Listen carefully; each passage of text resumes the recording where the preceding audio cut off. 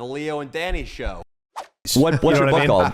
It's called Days of the Trap, and it's about the trap, right? When you were a drug dealer. Exactly, and it's about pre-legalization marijuana smuggling. Wow. You know, because it's an interesting historical thing when you think about it. Like, it's like bootlegging in the 20s. Right. Like, marijuana is now basically legal, you know? And there's a few people who are still sitting in the feds, like, doing, like, insane, like, decades, you know what I mean? That's ridiculous. But it's, I lived in one of the last generations where not mafia guys, not guys connected to the Mexican cartels, even though we were, but just regular, you know, ordinary dudes could get rich trafficking weed. Wow. It's such a fucking cool. I look back now and I'm like, oh, it's all worth it just to have been part of that little group.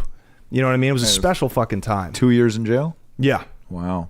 Yeah, 2 years in prison. So so it started with you selling dime bags. Dude, in fucking college? bagging it up in high school. Okay. Like just Portland. Okay. Portland, Oregon, just buying an ounce at a time at like retail price. You know, an ounce is probably like $20 now. It was like $250 back then on the street. Jesus. And we just bag it up. Wow. Why? Just the sheer availability of weed now has dropped the price down. Yeah, it's exactly. It's flooded. It's everybody can buy it. And Austin's got a fucking pound right there. Yes, exactly. That's probably an ounce right there. So where you could get rich back in the day, now this is just a little point of curiosity of mine. A guy who's a street weed dealer these days, can he make any money off that at all? He can make some money. There's always going to be a black market for it in some sense because the taxes on the weed drive up the price a little bit. Like it went way down at first with legalization, and then once governments figured out how much to tax it, because they're in it for the money, you know what I mean, just like everybody,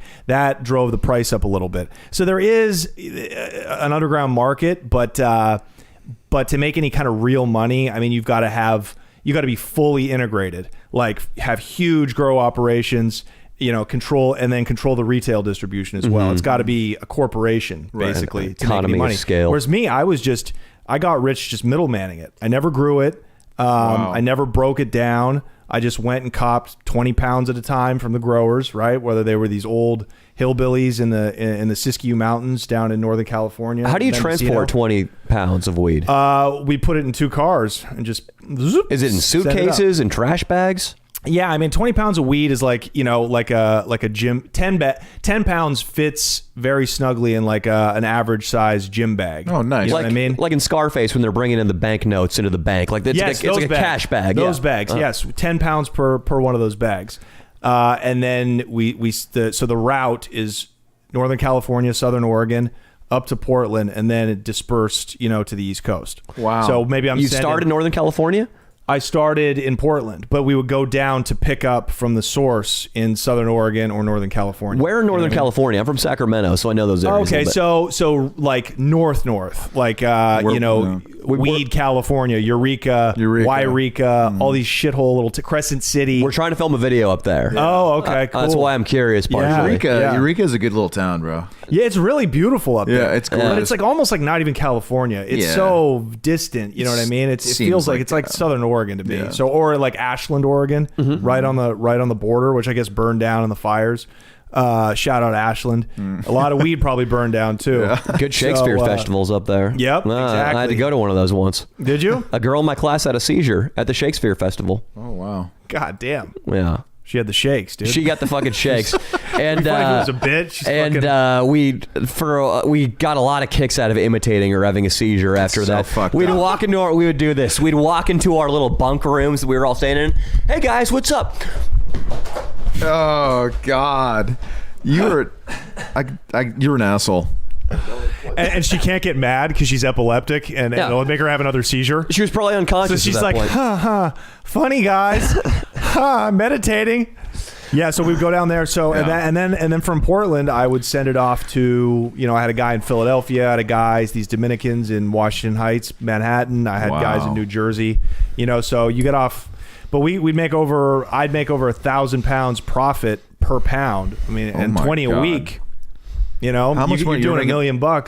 Oh my, a month? No, $1 million a year. $1 million a year. Yeah, if you're doing 80 grand a month. 80 grand a month At my height. You were making $1 million a year. Yeah. And Holy shit. Are you allowed to keep that money after you go to prison for this? No, if they catch you, they definitely keep it. If they catch it, they definitely keep it. Where were you keeping the money? Here's how brutal the drug game and the government is. So the DEA ended up seizing like about $400,000 total, right? They didn't get all of it, but they got a sizable chunk of it, right? They sent me a letter while I was in jail awaiting sentencing. It was like an official letter. It was like, we have seized your money. If you would like to contest this seizure, please write us a letter to the DEA. Nice. So you want me to ask the DEA to have the DEA give me my money back? Like you know what I mean? It's like absurd. It's like writing the government and being like, here's hey guys. It's hilarious. Wow. You know, like, Leo asked a good question. Where were you keeping the bulk of your money? well, that's the hardest part, right? Cash is so bulky and it's fucking so dangerous to keep it in banks, even if it's in a safe deposit box, because that's linked to somebody, right? It's linked to you, or it's linked to your mom, or whatever. So I mean, why is it dangerous? Just because the government's going to be suspicious? Because they can get to it. Right. You know what I mean? Just they being the government. Yes. Just because it's not in the bank, in your bank account, doesn't mean they can't. You know, that's not, everything's not connected, because it is. You know what I mean? So you have to start laundering your cash right away, or else you're just going to have it buried in the backyard. It's going to be, I had cash in the trunks of cars parked in long-term parking. You know what I mean? Oh, wow. You can't sleep at night, dude. Yeah. You have your cash out like that. Yeah. It's just so stressful. What's a good practical way of laundering your money? Not Glad for you asked. our audience to learn about this, but I'm just curious. No, for sure. I'm curious. Like, what's a simple money laundering scheme? Great. So how much are we talking? 50,000?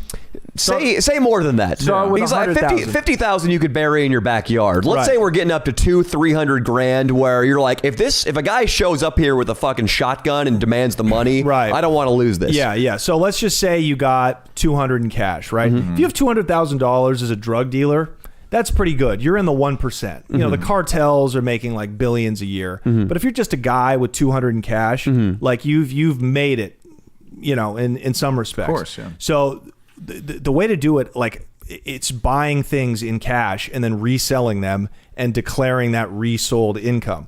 So start an online shoe business, right? The internet, oh God, if I had just fucking known, I was just too young. Go take, pay some guys to go stand in line at the Supreme Shoe Store, right? Give them each $5,000 and have them go buy as many shoes as you can with $5,000. Take care of 50 in cash right there. Boom. You get the shoes, you resell them, right? You incorporate a business. It's a shoe retail business. Sell them online to Japan, and even if you take a little bit of a loss, say you resell the shoes for 40 grand, whatever. Yeah. That's the tax. That's the price you're going to pay for laundering money. Yeah. Now you have 40 legal dollars, declared dollars in the system. 40,000 legal dollars. Yeah, do you see how that selling works? shoes? Yeah. And then, but what about the rest of the 200 grand that wasn't spent paying those kids to go wait in line for shoes?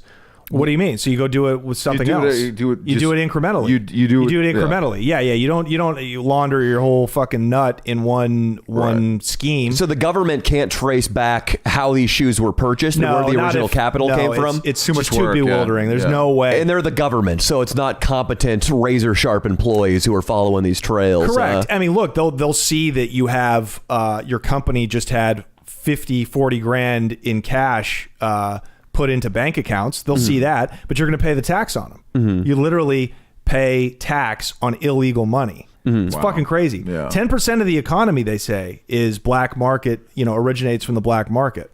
And once that's in the system, there's no way they can trace it. So little things like that.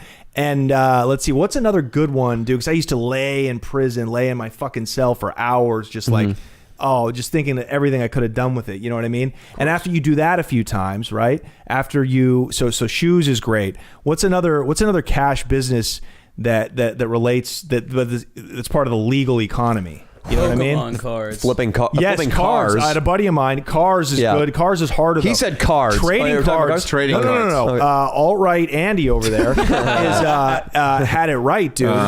Fucking Hans Zimmer of the East Berlin quartet, dude. God, he looks fucking German. Anyways, dude, I can speak a little bit too. Oh man, well, Ich kann sprechen die Deutsch. Yeah, he just does, said, dude. I speak. I said What your did he mom's a just say? whore and I'm gonna fuck her in the ass. No. That's accurate. He said Jews are vampires and must be disposed of in the sea. Jews are going to get a hold of this media too. Trading cards is a great one. So after you have that money in the system, right? Say 200,000 in dirty money, it costs you about 80 to clean, right? In losses, in paying people to help you. I used to give my boys chips. Like we used to fly to Vegas, right? I would give them each, 5, 7, 10 grand, right? As much as you could take on a plane. And then we go to Vegas. We fucking play we go buy a bunch of chips, play poker, play craps and shit, but we wouldn't spend all the chips. And they give me the chips and I would go cash them out. Now I have a receipt. You know what I mean? So things like that. And so say to clean up 200 grand costs you 80. Now you got 120. Well, you could go buy a piece of property. I don't know where you would buy a piece of property for 120. You could buy places. Yeah. You could buy you could go to Mexico and put it into a timeshare, right? And then Airbnb that out, and you got that forever. Right. Now you're in the game. Right. So imagine what you could do with $1 million. Money laundering is like the only limit is your imagination. It's fucking crazy. Wow. Wow. Yeah.